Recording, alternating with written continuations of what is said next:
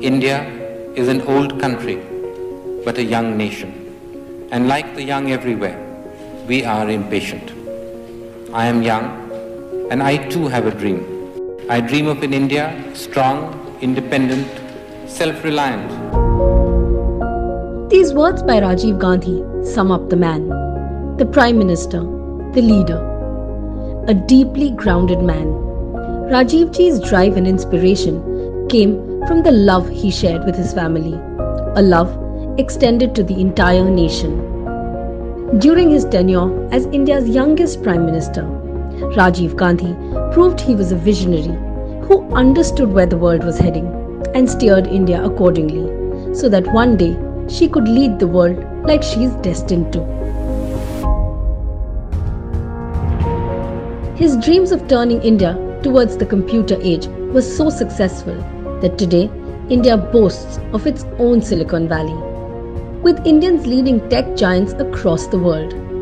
And his insistence on a telecom revolution is why every Indian owns a mobile phone today. But his dreams were not just technological. He dreamt of a self-reliant India and of Indians with the power to control their destinies. To this end, he introduced the Panchayati Raj Bill and gave power to rural India to have a say in their day-to-day governance.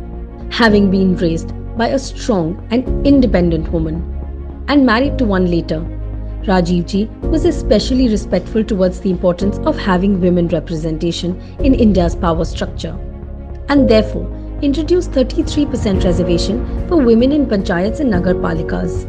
Tuned to the needs of a young nation on the cusp of greatness, Rajiv Gandhi dedicated himself to ensuring that the greatness was met with peace and inclusion. The Punjab, Assam and Mizoram peace accords reflected his resolve for internal peace and unity, while rushing to the aid of countries like Maldives strengthened India's position as a military and diplomatic power in the world.